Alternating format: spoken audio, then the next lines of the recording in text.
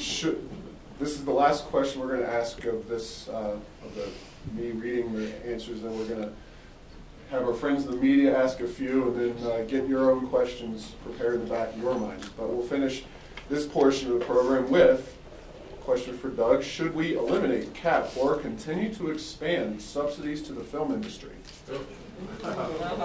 Well, you know, the law that was created to support the film industry was actually created under Gary Johnson in, gosh, I'm thinking it was 96, something like that. And really Richardson has leveraged that and probably enhanced the subsidies that go to the film industry. I've been asked this question a number of times, and I think it's great that we have movie stars and film production involved in New Mexico.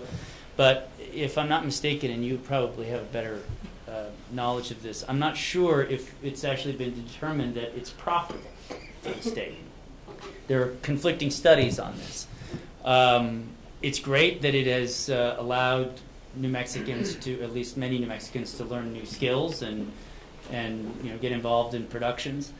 And in fact, there's a show that has rented a full floor in my office building for like 5 years. It's I don't know what it's called, but it has to do with drugs and FBI and investigations. This is what New Mexico's about, right? But I think it remains to be seen whether it's profitable for the citizens of the state. You know, when there are no movies being made, all these facilities that we have here are not making any money, and they're not employing people, and people have to go find jobs elsewhere. This is a very, very competitive business, and there are countries in Eastern Europe which are offering subsidies that make our subsidies look like a couple of cents, and movies are going there. So, you know, I'm excited that we are on the map as a movie-making state, but I am doubtful that it is a long-term profitable enterprise for New Mexico. Great answer.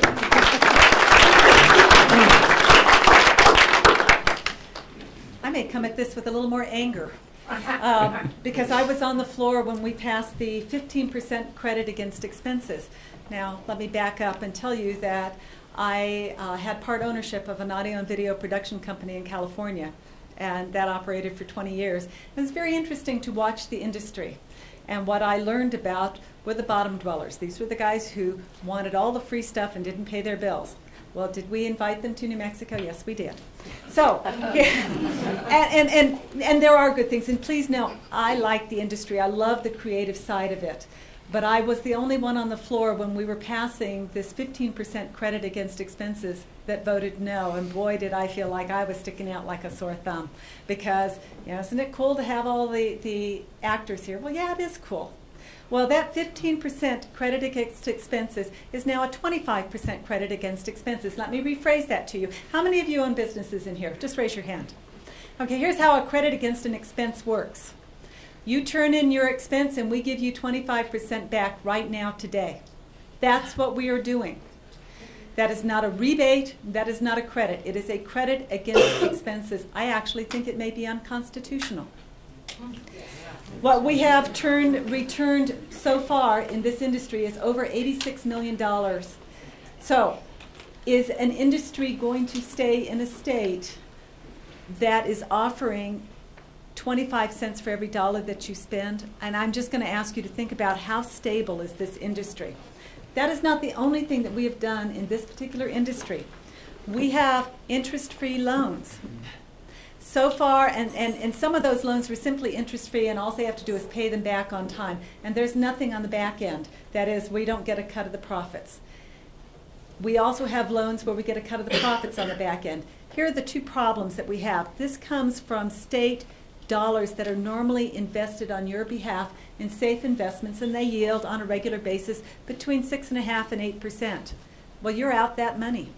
And so far, the only return we have gotten on any of the movies is right around $345,000. And I'm not done. Because the state also said that if a film industry wanted to come in and use a location, it was free.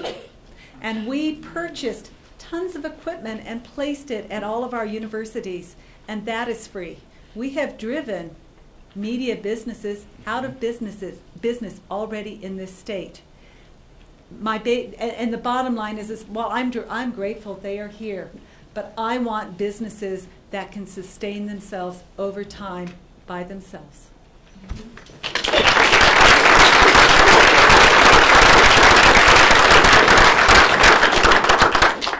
We have about a half hour left in the program, and we have some folks from the media here, at least one of whom has asked for an opportunity to ask a few questions. So with at least two people I know of are here from the media. Do you have any questions you'd like to ask? Special privilege time for media. Yes? Thank you. Thank you for the allowance. Thanks for coming. Recently here, editor for El Semanario, Spanish language publication based here in Albuquerque. And I know this is very hot topic. It's in the agenda, maybe not at the top of the agenda, but I'm pretty sure that it's going to be an interesting question for my readership. As far as immigration goes, what would your stance on that be? Would you support a immigration reform? Should it pass Congress? What's your stance on this? Janice is first. I get to go first. You know, I am actually a fan of immigration. You know, it strengthens our country. I think where we get into trouble is when we are abusing the rules of any country. And that is how do you enter the country? And we have people who have stood in line for years and years behaving legally, and now they feel that they're at the back of the line. We have a very special issue with our border in Mexico. We have families that are across the border. Surely we can find a way that we can create some type of traffic that will be within the law. And so reform, I hope so.